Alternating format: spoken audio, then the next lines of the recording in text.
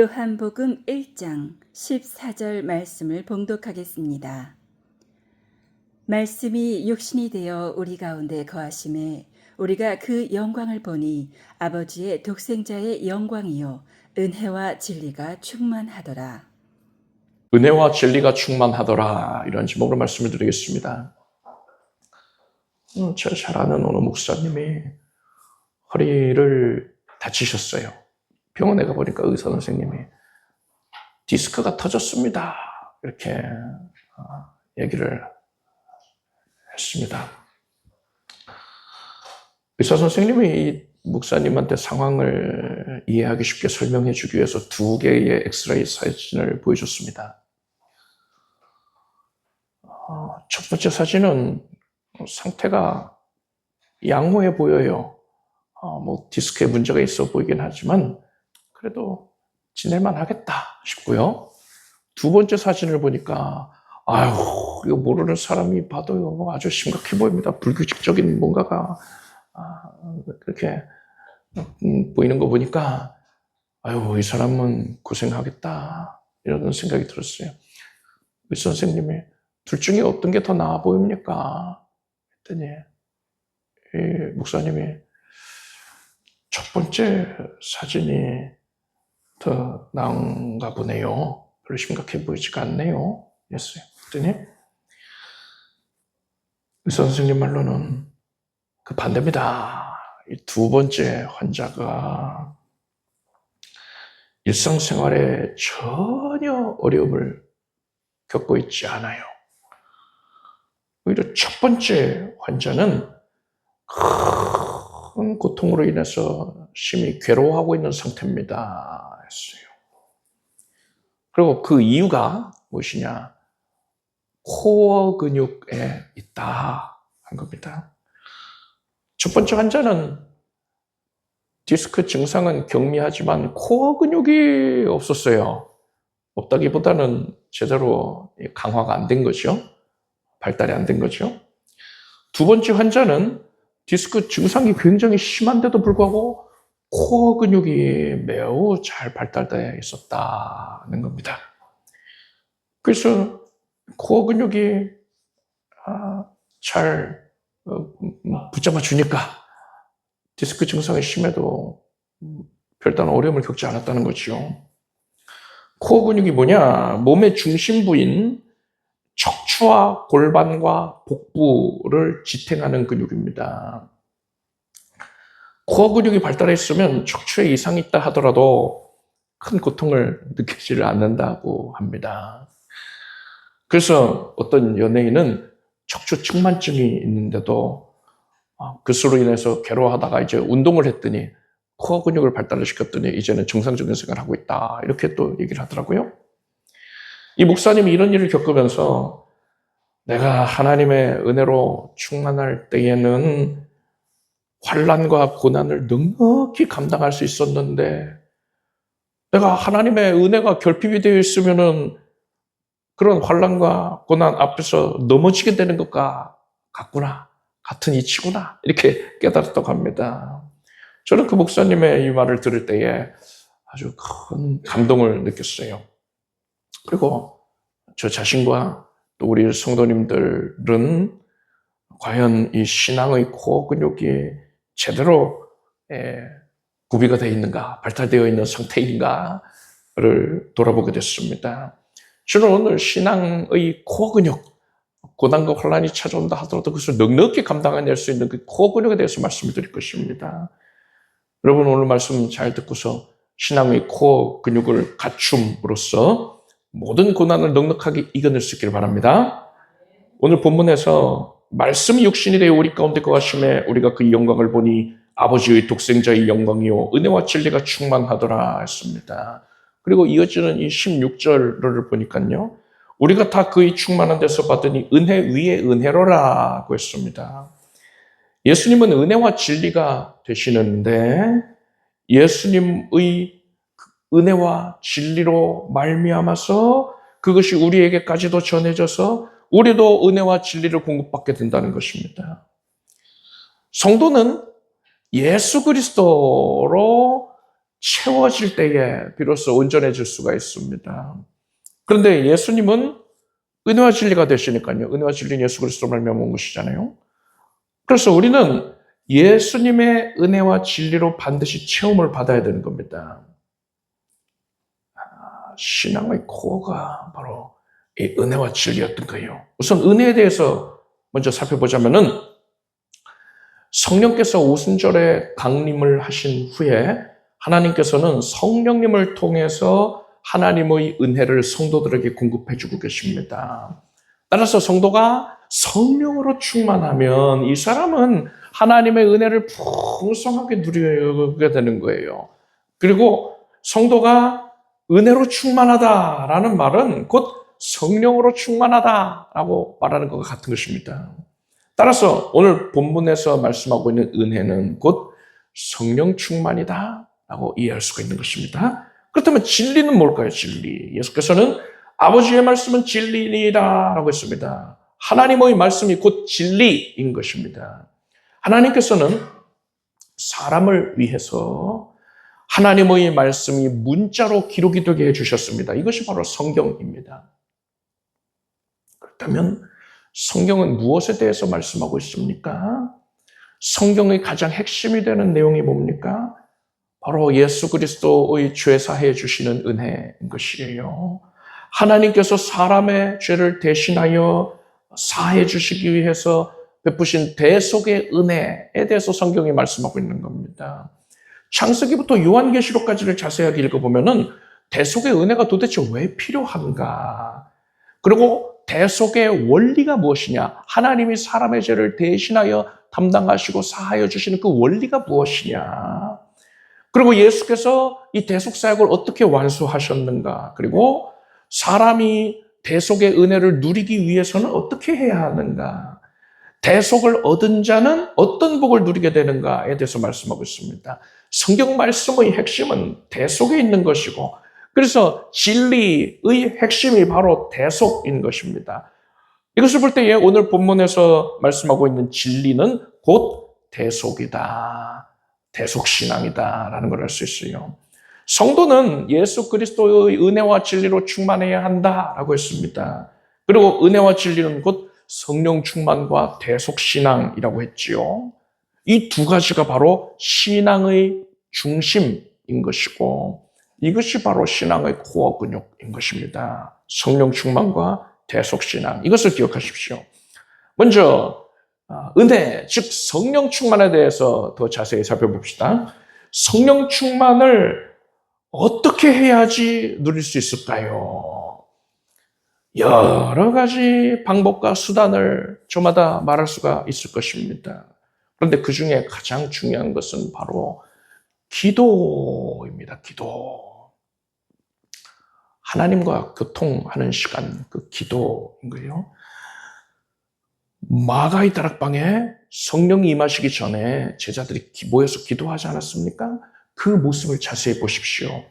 들어가 저희 유한은 다락에 올라가니 베드로, 요한, 야고보, 안드레와 빌립, 도마, 바돌로메, 마테오 및 알페오의 아들 야고보, 셀롯인 시몬, 야고보의 아들 유다가 다 거기서 여자들과 예수의 모친 마리아와 예수의 아우들로 더불어 마음을 같이 하여, 중요한 말이지요, 전혀 기도에 일순이라 했습니다. 오늘날에는 전혀라는 표현을 부정적인 의미, 전혀 안 했어 이렇게만 사용하잖아요. 근데 개역 한글 성경 번역될 당시에는 전혀가 긍정적인 의미의 극대화하는 표현으로도 사용이 됐단 말입니다. 전혀 기도에 힘썼다. 이것은 오직 기도에만 전념하였다라는 뜻이에요. 어느 정도까지 기도에 전념하면 될까요? 그러면 하나님께서 전혀 기도에 힘썼다고 인정해 주실까요? 우리도 전혀 기도에 힘쓰면 될 터인데 어느 정도까지 집중 전념해야 되는 겁니까? 여러분, 이 시기에 성경 당시의 시기예요. 유대인들이 로마 제국 각 지역에 뿔뿔이 이제 흩어져서 살고 있다가도 유대인의 3대 절기, 유월절, 또 오순절, 그리고 초막절, 이 시기가 되면은 각 지역에 있던 유대인들이 예루살렘으로 몰려들었습니다. 하나님께서 이스라엘 남자라면 반드시 예루살렘에서 그 절기들을 지키라 이렇게 명령하셨기 때문에 이 세 개의 절기가 되면은 그러니까 하나님을 성실하게 섬기던 자들은 반드시 예루살렘으로 가고자 했어요. 그러니까 생업을 중단하고서 먼 길 여행해서 예루살렘 오는 겁니다. 그래서 예루살렘에는 이 세 절기 시즌이 되면은 사람들이 미어 터졌어요. 또 유대인들만 그렇습니까? 이방인들 중에서도 하나님을 섬기게 된 자들이 많이 있었단 말입니다. 그 당시에 유대교는 선교에 굉장히 적극적이었거든요. 그래서 각 지역에 세워진 회당을 중심으로 해서 이방인들이 또 많이 그 일원이 되지 않았습니까? 그들 가운데에도 예루살렘을 이 절기를 맞아 예루살렘으로 방문하는 자들이 많았단 말이에요. 구레네 시몬도 그렇잖아요. 그렇게 수많은 사람들이 예루살렘으로 모여듭니다. 6월절, 오순절, 초막절 이 중대한 세 개 절기가 있는데 6월절로부터 50일 가량이 후에가 이제 이 오순절이라고 보시면 됩니다. 정확하게 말하자면 날짜가 좀 다르지만 6월절 지나서 안식 후 첫날이 초실절이고 초실절로부터 50일째 되는 날이 오순절인 것입니다. 칠칠절이라고도 부르죠. 여하간 6월절과 오순절은 한 50일 간격 정도다라는 것을 여러분 기억하시면 됩니다. 그리고 또 장막절, 즉 초막절은 좀 멀리 떨어져 있단 말입니다. 그래서 사람들이 6월절 때문에 예루살렘을 방문했다가 또 먼 길 여행 가서 집으로 돌아갔다가 다시 또 오순절 지키기 위해서 오는 게 너무 힘들잖아요. 그래서 6월절을 지키면서 오순절까지는 예루살렘에 머무는 게 일반적이었습니다. 그래서 6월절 지나서 오순절까지는 예루살렘이 북적북적 되는 거예요. 사람들이 미어 터집니다. 입체 여지가 없어요. 그래서 여기저기 상점들이 다 장사가 잘 되는 거죠. 그러다가 오순절 지나면 이제 사람들이 썰물 빠져나가듯이 빠져나갑니다. 그러면 이제 한가해지는 거예요. 여관들도 북적북적해서 자리가 없다가도 오순절만 지나면 이제 자리가 텅텅 비게 되는 겁니다. 그런 분위기를 생각하시면 돼요. 그래서 이 6월절에서 오순절까지는 예루살렘의 사람이 너무너무 많기 때문에 지금 이 제자들이 120명이 모여서 지금 마가의 다락방에서 기도하고 있잖아요. 마가의 어머니의 집의 그 2층 마가의 다락방에서 기도하고 있잖아요.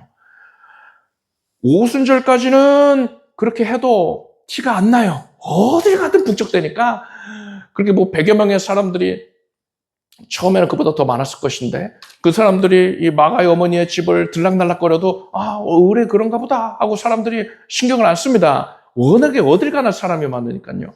그런데 오순절이 지나고 나면은 사람들이 싹 빠져나간다 그랬잖아요.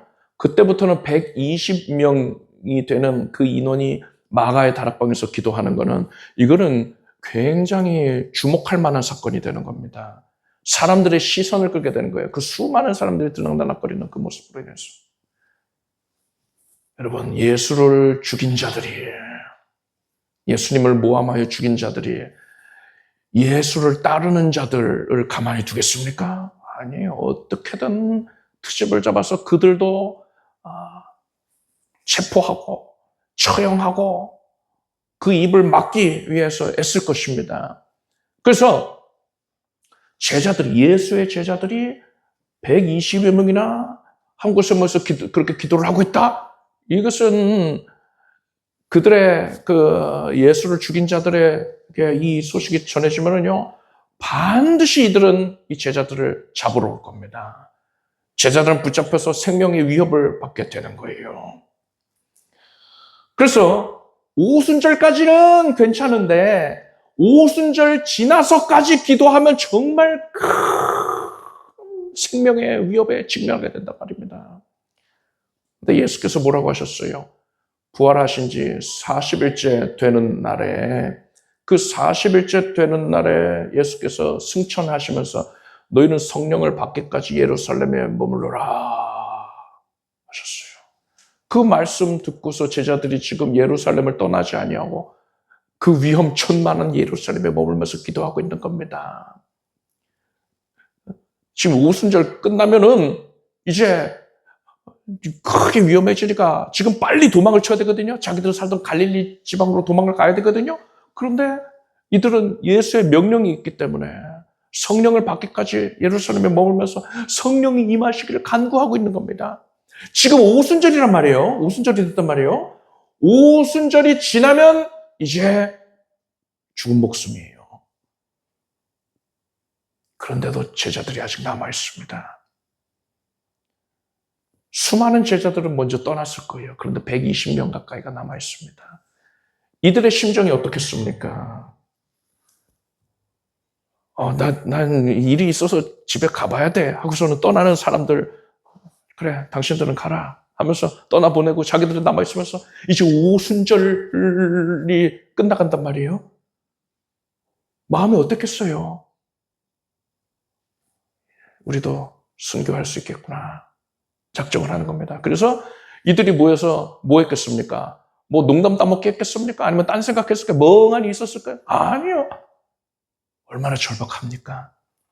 생명을 다해서 기도하고 있는 거예요, 지금. 죽으면 죽으리이다. 예수님께서 이곳에 머물러서 성령을 기다리라 했으니까 순종하겠습니다. 내가 죽게 되면 죽겠습니다. 예수님을 따르겠습니다. 이러고서는 작정하고 자기 생명까지도 내어놓고선 지금 기도를 하고 있는 거예요.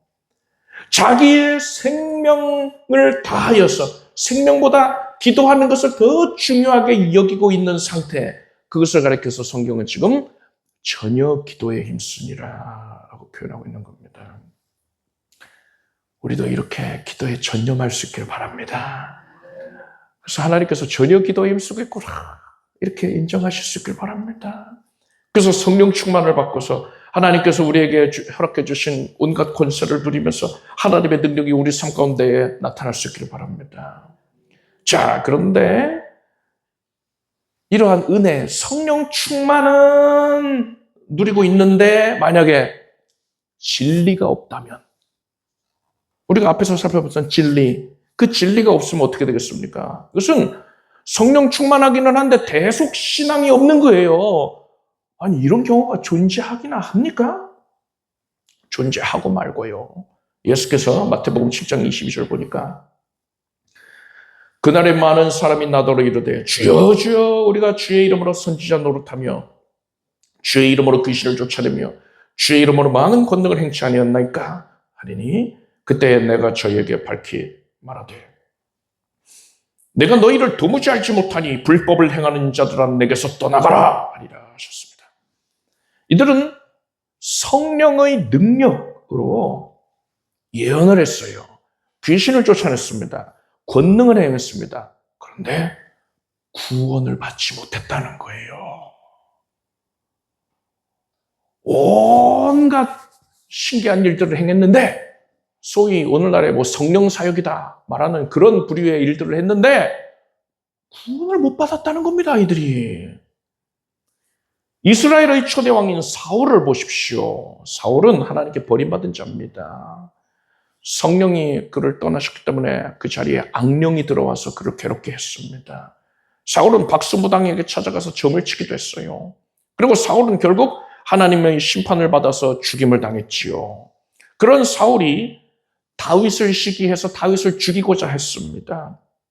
이때 다윗이 라마나요스로 피신해 있었습니다. 사울은 다윗을 죽이기 위해서 그곳까지 쫓아왔습니다. 사무엘상 19장 말씀 보니까요. 사울이 라마나요스로 가니라 하나님의 신이 그에게도 임하시니 그가 라마나요스에 이르기까지 행하며 예언을 하였으며 그가 또 그 옷을 벗고 사무엘 앞에서 예언을 하며 종일 중야에 벌거벗은 몸으로 누웠었더라. 그러므로 속담에 이르기를 사울도 선지자 중에 있느냐 하니라 했어요. 무슨 말입니까? 하나님께서 사울 왕이 다윗을 해치지 못하게 하기 위하여서 사울에게 하나님의 영인 성령을 내리셨단 말이에요. 사울은 성령에 사로잡혀서 종일토록 예언을 했습니다. 성령께서 감동을 하시니까 예언을 할 수밖에 없는 거예요. 종일토록 예언하느라고 다윗을 쫓아가지 못했다는 겁니다. 그리고 예수님의 12제자들을 보십시오. 12제자들 중에 누가 섞여 있습니까? 배신자 가룟 유다가 섞여 있잖아요. 예수께서는 그 가룟 유다에 대해서 저가 태어나지 아니었으면 죽었을 뻔하였다 했습니다. 그는 멸망 심판을 받기 때문에 지옥 불가운데 던져지기로 작정되어 있기 때문에 차라리 그가 태어나지 않는 게 그에게 좋을 뻔했다 하신 겁니다. 이렇듯 가룟 유다는 구원받지 못한 자임이 분명합니다. 그런데 보십시오. 누가복음 9장 1절을 보니까 예수께서 12제자를 불러 모으사 모든 귀신을 제어하며 병을 고치는 능력과 권세를 주시고 라고 했습니다. 예수께서 12제자들, 가룟 유다를 포함한 12제자들에게 귀신을 쫓아내는 능력, 병 고치는 능력과 권세를 주셨다는 겁니다. 그래서 예수께서 이들을 파송하시니까 결과가 어떻게 됐습니까? 제자들이 나가서 회개하라 전파하고 많은 귀신을 쫓아내며 많은 병인에게 기름을 발라 고치더라 했습니다. 가룟 유다를 포함한 12명의 제자들은 성령의 능력을 나타냈다는 거예요.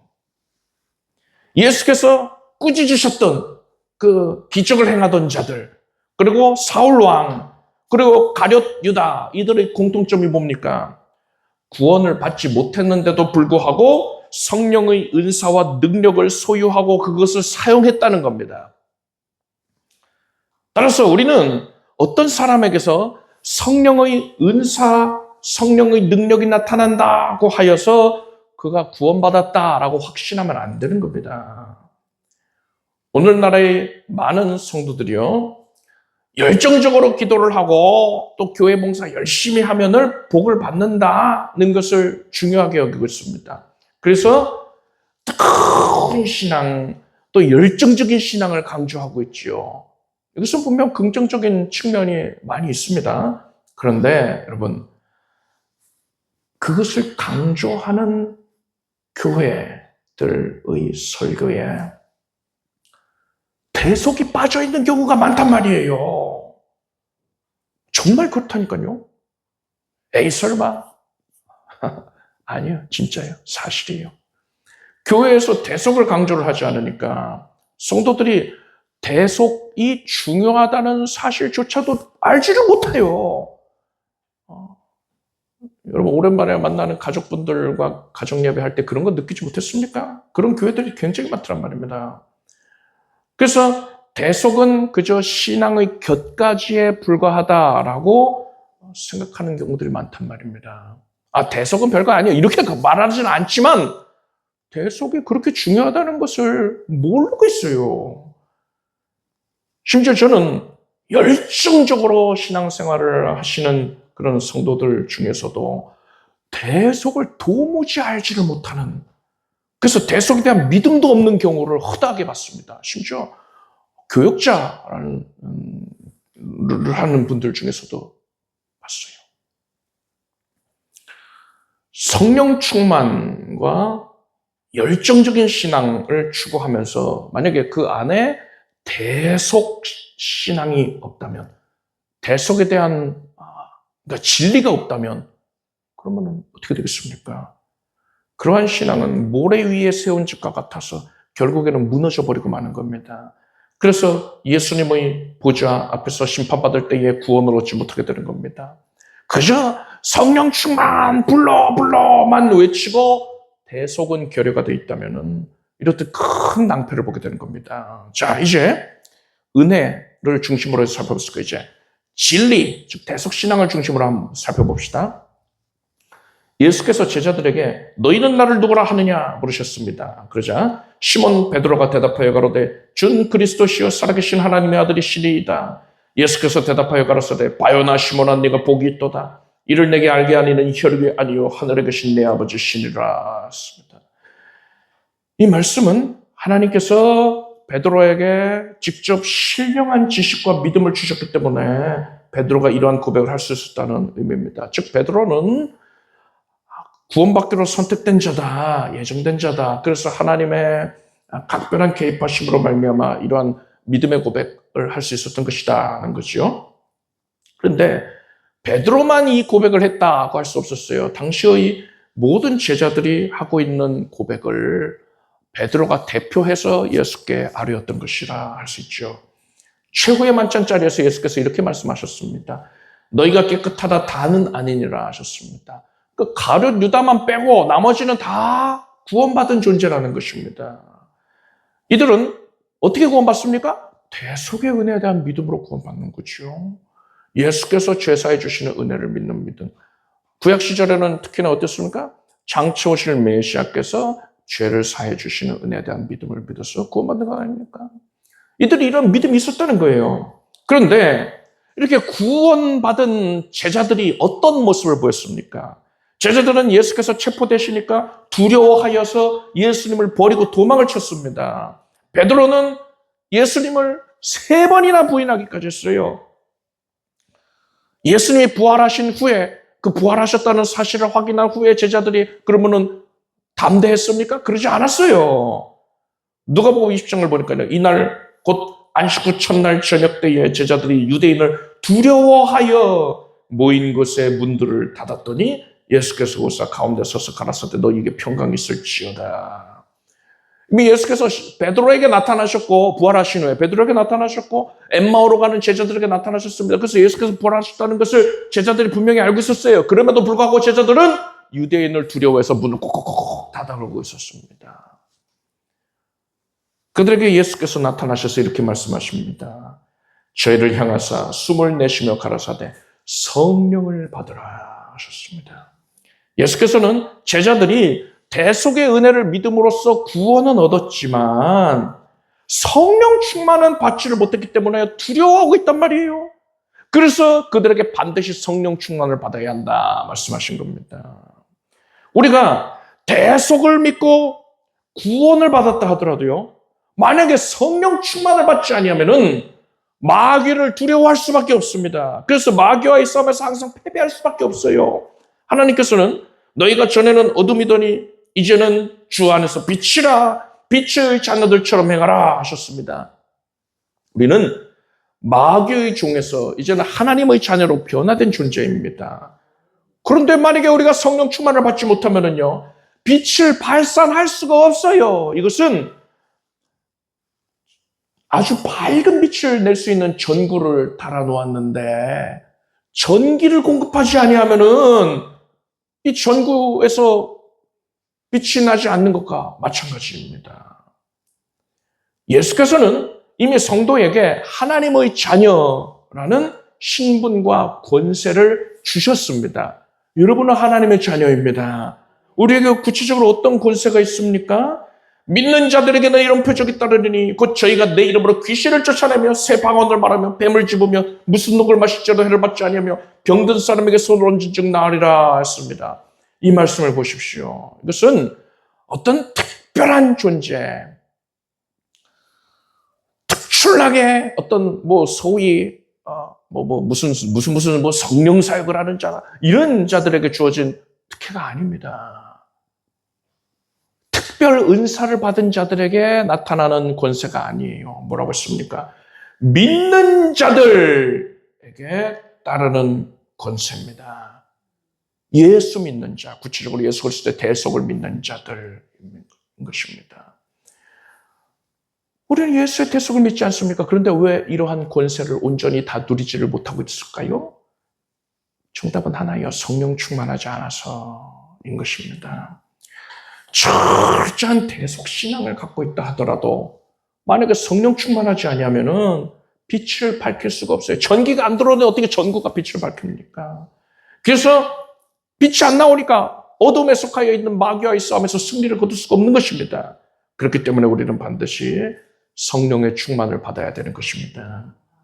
성도는 은혜와 진리로 충만해야 하는데 은혜는 성령 충만을 의미하는 것이고 진리는 대속신앙을 의미한다 했습니다.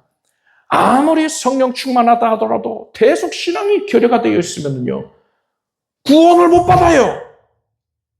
반대로 대속신앙은 갖고 있는데 성령 충만하지 아니하면은 하나님께서 성도에게 허락하신 권세와 능력을 사용하지를 못한 채 살아가는 것입니다. 따라서 우리는 성령 충만과 대속신앙 이 두 가지를 반드시 함께 소유해야 되는 겁니다. 사도행전 말씀 보니까 베드로가 가로되 너희가 회개하여 각각 예수 그리스도의 이름으로 세례를 받고 죄사함을 얻으라. 그리하면 성령을 선물로 받으리니라고 했습니다.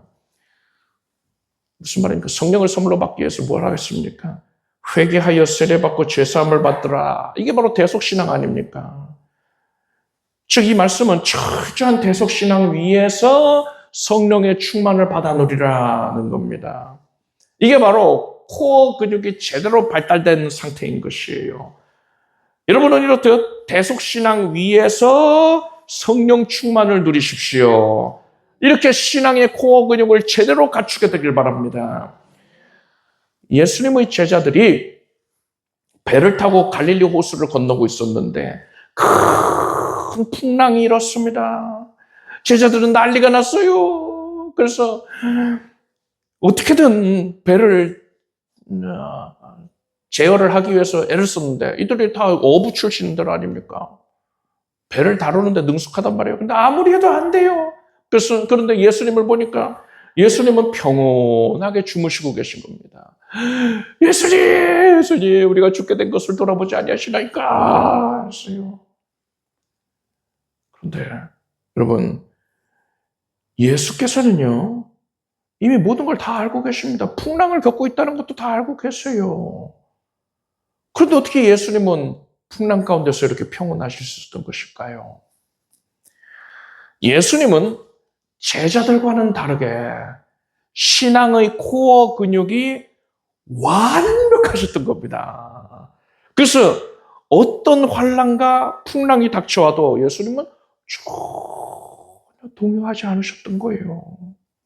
신앙의 위인들을 살펴보면 한결같이 그들의 신앙의 코어 근육이 제대로 발달되어 있다는 것을 알 수 있어요. 우리 교회 모든 성도님들도 그리 되길 바랍니다. 무엇이 신앙의 코어 근육이라고 했습니까? 은혜와 진리입니다. 따라합시다. 은혜와 진리. 이것은 곧 성령 충만과 대속신앙인 겁니다. 따라합시다. 성령 충만, 대속신앙. 여러분은 예수 그리스도께서 나의 죄를 대신하여 짊어지시고 나를 위해 죽으심으로써 내 죄를 씻어 주셨다는 사실을 확실히 믿기를 바랍니다. 이러한 대속신앙 위에 굳게 붙들려 있어야 돼요. 그리고 그 위에서 여러분은 전혀 기도에 힘쓰기를 바랍니다. 나의 생명보다도 기도하는 것을 더 중요하게 여길 수 있기를 바랍니다. 예수께서는 너희가 악할지라도 좋은 것을 자식에게 줄 줄 알거든 하물며 너희 천부께서 구하는 자에게 성령을 주시지 않겠느냐 하셨어요. 우리가 기도에 전념할 때에 하나님께서 우리에게 반드시 성령 충만을 허락하여 주실 것입니다. 믿습니다. 그리할 때에 하나님께서 우리의 대속신앙으로 말미암아 우리를 구원하실 때 우리에게 이미 허락하셨던 약속들, 모든 능력과 권세들을 우리가 비로소 마음껏 누리면서 살게 되는 것입니다. 이렇듯 여러분은 철저한 대속신앙 위에서 성령 충만을 누림으로써 신앙의 코어 근육을 강화하고 어떤 환난과 고난을 겪게 된다 하더라도 그것을 넉넉히 이기게 되기를 축복합니다. 기도하겠습니다. 하나님, 우리의 신앙에 은혜와 진리가 분명히 바로 세워지게 하여 주시옵소서. 대속신앙에 기초하여 성령의 충만을 누리길 원합니다.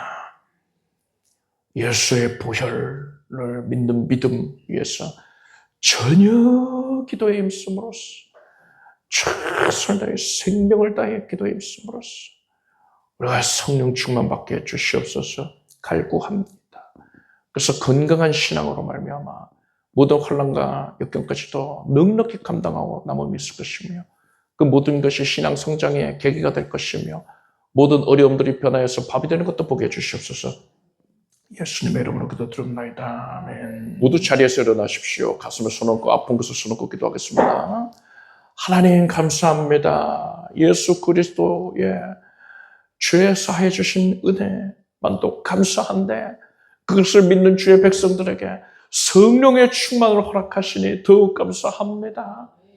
오늘은 예수 그리스도의 성령을 기뻐 맞이합니다. 성령님 임하시옵소서. 우리의 삶의 주권자의 자리를 성령께 온전히 내어드리고 낮게 꿇어 엎드린 심령으로 주님을 배우니 성령께서 우리의 주인으로 역사하소서. 성령님만 드러나 주시옵소서. 성령께 순복한 채 살아가는 주의 백성들 되게 하소서. 오늘 이 예배의 자리에서 대속신앙 위에서 성령의 충만함을 허락받을 것이며 하나님이 허락하시는 온갖 신령한 은총을 넉넉히 받아들이게 될지어다. 지금 손을 얹은 부위를 주목하여 주시고 성령께서 손을 얹어 주시나이다. 거룩한 손길로 우리를 만져주시나이다. 주여 우리가 믿습니다. 예수 이름으로 고침받을지어다. 머리에서부터 발끝까지 정결케 될지어다. 만성적인 두통도 사라지게 해주시고 시력을 회복시켜 주시고 모든 하나님의 은혜로 밝은 시야를 갖게 될 것이며 비염과 축농증을 하나님께서 고쳐주시옵소서. 모든 어그러진 것들을 온전히 정결케 하여 주시고 하나님의 은혜로 모든 어지러움 증상이 사라지겠습니다. 예수 이름으로 밝은 청력을 갖게 될 것이며 턱 관절이 나음을 받고 목과 어깨가 예수 이름으로 깨끗해지겠습니다. 허리가 온전해질지어다. 예수 그리스도 이름으로 명령하나니 모든 눌려있던 것들이 제거될지어다.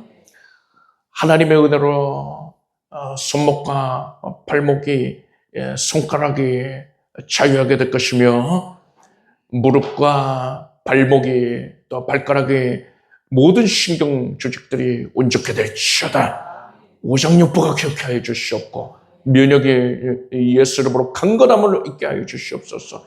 질병이 한결 났다 7개로 물러가게 하여 주시옵고 생과 바이러스가 자리를 붙이지 못하게 하여 주시옵소서. 항암 치료 중인 성도를 하나님 긍휼하게 해주셔서 지금 능력으로 온전케 하시옵고 기적의 역사를 나타내소서. 생명으로 충족케 하시옵고 하나님이 고쳐주시는 그 고통의 역사를 우리가 만끽하고 기뻐하며 하나님께 영광 올리게 해주시옵소서. 샘으로 또 넘치게 얻게 하여 주시고 날마다 급속도로 치유되게 하여 주시옵소서. 온 성도들이 자리를 들고 일어나서 주 앞에 나와서 기쁨으로 이 예배에 함께 할 수 있게 해주시옵소서. 온 가정이 복받게 해주시옵고 온 가족들이 마음에 수월하고 빠르고 하나님께 기도하는 제목들이 넉넉한 응답을 누리게 하여 주시옵소서.